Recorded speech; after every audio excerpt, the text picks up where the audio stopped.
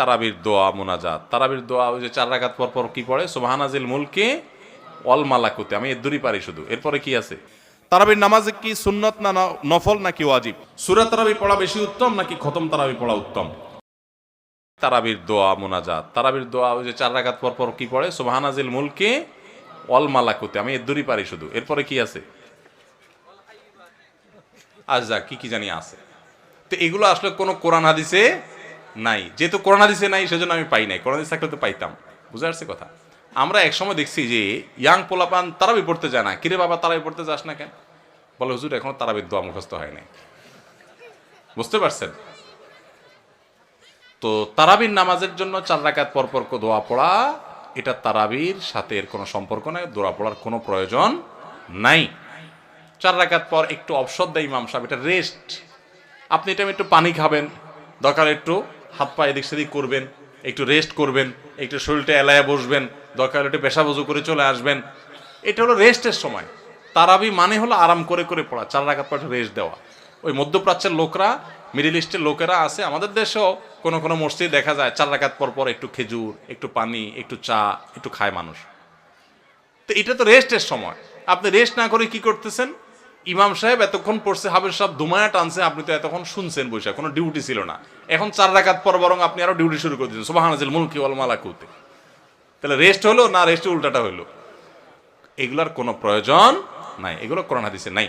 কোরআন হাদিসে যেটুকু আছে সেটুকু আপনি তারাবির নামাজে তেলাওয়াত সুন্দর করে মনোযোগ দিয়ে শুনবেন, নামাজ সুন্দর করে পড়বেন, বাস শেষ। এর বাইরে আলাদা কোনো নিয়ত বা দোয়ার প্রয়োজন নাই। তারাবির নামাজের নিয়ত কিভাবে করব? তারাবির নামাজের নিয়ত কিভাবে করবেন? কারণ মুখস্থ আছে তারাবির নিয়ত?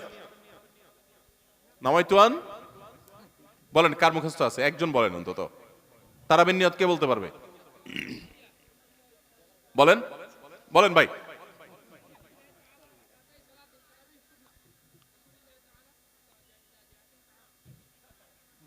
মাশাআল্লাহ মাশাআল্লাহ, এই ভাইরি পুরস্কার দেওয়া উচিত।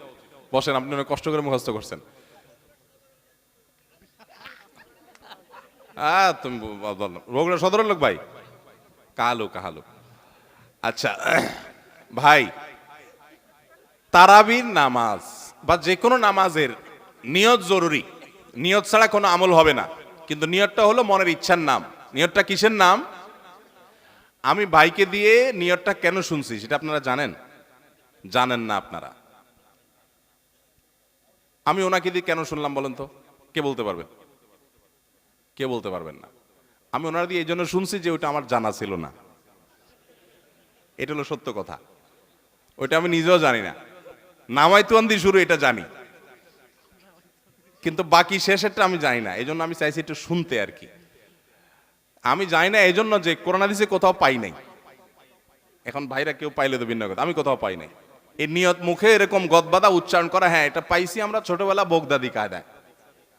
বোগদাদি কায়দা এটার জন্য কত মাইদ্যরে হয়তো খাইছি, পাইয়া তখনই ভুলে গেছি। এটা পরবর্তীতে কোরআন হাদিসে যেহেতু পাই নাই, এই জন্য আর আমরা ওটা মুখস্থ করি নাই। ভাইরা আমার, নামাজের জন্য এরকম নামাইতুয়ান, এরকম গদবাদা যে দোয়া আমরা শিখেছি, এগুলোর কোনোটি কোরআন বা সুন্নাহর কোথাও আমরা নিয়ত করব মন থেকে যে আমি তারাবির নামাজ পড়ছি, বাস এটা আমার ইন্টেনশন আছে, নিয়ত আছে, মনে আছে, এটাই যথেষ্ট। মুখে উচ্চারণ করা জরুরি না, এবং মুখে উচ্চারণ করা এটা সুন্নাহও না। নবী সাল্লাল্লাহু আলাইহি ওয়াসাল্লাম শেখানো না এটা আমাকে। ইবাদত করতে হবে তার পদ্ধতিতে। কোনো হাদিসে যদি এবার উৎসাহ দেওয়া না থাকে, আমি কেন সেটা করতে যাব, কসরত করতে যাব? তবে হ্যাঁ, নিয়তটা হলো অন্তরের ইচ্ছার নাম, সেটাই যথেষ্ট। আলাদা মুখে নামাইতুয়ান পড়ার দরকার নেই। তারাবির নামাজে কি সুন্নত না নফল নাকি ওয়াজিব? তারাবির নামাজ সুন্নাত। নবী করিম সাল্লাল্লাহু আলাইহি ওয়াসাল্লামের সুন্নাত, সাহাবা ইকরামের সুন্নাহ। অতএব সুন্নাতের নিয়ত করলে নামাজ হয়ে যাবে। নফল শব্দের অর্থ হলো ফরজ ওয়াজিবের বাইরে এক্সট্রা, অতিরিক্ত। নফল মানে অতিরিক্ত, সেই হিসাবে নফল নিয়ত করলে আদায় হয়ে যাবে। কিন্তু এটা সুন্নাহ নামাজ। তারাবির নামাজ কিসের নামাজ? সুন্নাহ নামাজ। সূরা তারাবি পড়া বেশি উত্তম নাকি খতম তারাবি পড়া উত্তম? অবশ্যই যদি আপনি কোরআনে কারিমের খতম পড়তে পারেন, সূরা তারাবির চাইতে সেটা উত্তম, এতে কোনো সন্দেহ নাই। সূরা তারাবিতে তো সামান্য ছোট ছোট আপনি কেরাত পড়বেন, আর খতম তারাবিতে বড় বড় কেরাত পড়বেন। তো কোরআন বেশি তেলাওয়াত করাটা তো অল্প তেলাওয়াত করার চাইতে বেশি উত্তম, সেটা তো বলাই বাহুল্য। এই জন্য অবশ্যই খতম তারাবি উত্তম। কিন্তু খতম তারাবি যদি তুফান মিল গতিতে হয়, 5G 6G গতিতে হয়, তাহলে সেই খতম তারাবি যদি হয়, যেই খতম তারাবিতে কি পড়েন, হাফেজ সাহেবের শুধু ইয়া আলামুন আর তালামুন ছাড়া কিছু না বুঝেন, তাহলে ওই রকম খতম তারাবি পড়ার চাইতে সূরা তারাবি পড়া উত্তম। কথা কি বুঝতে পারছেন? যদি হাফেজ সাহেব মাঝখানে কি পড়ে কিছুই বুঝেন না, শেষে শুধু ইয়ালামুন আর তালামুনের টান দেখে বুঝতে পারলেন যে এখন রুকুতে যাবে, তাহলে এই তারাবি পড়া আর না পড়াতে কোনো পার্থক্য নাই। অনেক জায়গাতে এরকম তারাবি পড়ে, ওই যে সোশ্যাল মিডিয়াতে কিছু কিছু ভিডিও পাওয়া যায়, হ্যাঁ, দেশের বাইরের, যে এমন গতিতে তারাবি পড়ে যে আপনি 3 আয়াত পড়তে না পড়তে তার 1 রাকাত শেষ। এগুলা তারাবির নামে তামাশা। শুধু খতম তারাবি কেন, অনেক সূরা তারাবিও এরকম আছে যে পড়ে সূরা তারাবি, সেটা আবার এরকম 5G গতিতে পড়ে। তারাবির নামে যে কত তামাশা চলে। কয়দিন আগে দেখলাম ফেসবুকে একটা পোস্টার, যে ব্যবসায়ীদের জন্য বিশেষ তারাবির প্যাকেজ। কি প্যাকেজ? 7 দিনে খতমের প্যাকেজ, 5 দিনে খতমের প্যাকেজ, আর একটা 3 দিনে খতমের প্যাকেজ। একটা রেজিস্ট্রেশন ফি 1400 টাকা, আর একটা রেজিস্ট্রেশন ফি বোধ হয় 2000 টাকা, আর একটা রেজিস্ট্রেশন ফি আর একটু কম টাকা। হ্যাঁ, রেজিস্ট্রেশন ফি দিয়া হাফেজ সাহেবরা চুক্তি করে তারাবি পড়ায়। কিয়ামতের আগে যে আরো কত কিছু হবে একমাত্র আল্লাহ তাআলাই ভালো জানেন। এগুলো সব তারাবির নামে কি ভাই? তামাশা। জায়েজ না এভাবে করা। রমজানে হারিয়ে যাওয়া এমন কিছু আমলের কথা বলুন যা অধিক ফজিলতপূর্ণ আমল, কিন্তু তা অনেকেই জানে না বা আমল করে না। 4টি আমলের কথা বলতে পারি। 4টি আমল আমরা অনেকেই গুরুত্ব দেই না, অথচ সে আমলগুলো আমাদের পুরো রমাদানকে সম্পূর্ণ সার্থক করে দিতে পারে, অর্থবহ করে দিতে পারে, রমজান সাকসেস করে দিতে পারে। সে 4টার ভিতরে প্রথম এবং 1 নম্বর যেটা বলতে চাই তা হলো রমজান মাসে রোজা রেখে এবং রাতের বেলা পুরো রমজান জুড়ে সকল প্রকার পাপাচার, কাউকে কষ্ট দেওয়া, গালি দেওয়া, হক নষ্ট করা, সব ধরনের গুনাহ থেকে, গীবত শেকায়েত করা, চোখের গুনাহ, সোশ্যাল মিডিয়া ইত্যাদি সবগুলো থেকে বেঁচে থাকবেন। প্ল্যান করে যে কোনো মূল্যে, প্রয়োজনে আমি আইডি ডিঅ্যাক্টিভ করে ফেলবো, অ্যাপ ডিলিট করে ফেলবো, তারপর সব ধরনের গুনাহ থেকে বেঁচে থাকবেন। এটা হলো রমজান সার্থক করার সবচেয়ে গুরুত্বপূর্ণ কাজ। 1। 2 নম্বর হলো রমজানে আমরা অনেকে কোরআন পড়ি কিন্তু কোরআন শোনাশুনি করি না। হাফেজরা করে অবশ্য। নবী করিম সাল্লাল্লাহু আলাইহি সাল্লাম রমজানে শোনাশুনি করতেন। এটা একটা হারিয়ে যাওয়া সুন্নাহ বলতে পারি। জিবরিলকে তিনি শোনাতেন, আবার জিবরিলের কাছ থেকে তিনি শুনতেন। এই জন্য আপনি কোরআন পড়বেন, আপনার স্ত্রী শুনবে, আবার স্ত্রী পড়বে, আপনি শুনবেন। স্ত্রী বলে কোনো কথা নয়, এরকম একে অন্যের সাথে কোরআন শোনাশুনি করবেন। এটা একটা হারিয়ে যাওয়া আমল। 3 নম্বর হলো রমজানের শেষ 10 দিন এতেকাফ করবেন।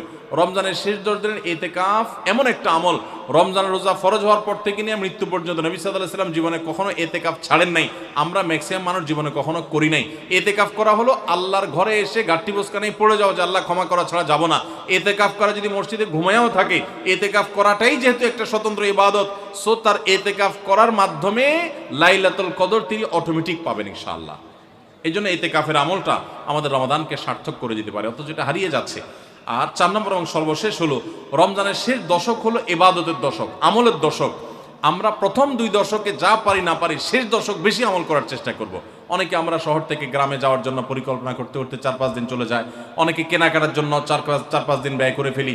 ঈদের প্রস্তুতির জন্য আমাদের শেষের দিনগুলো নষ্ট হয়ে যায়।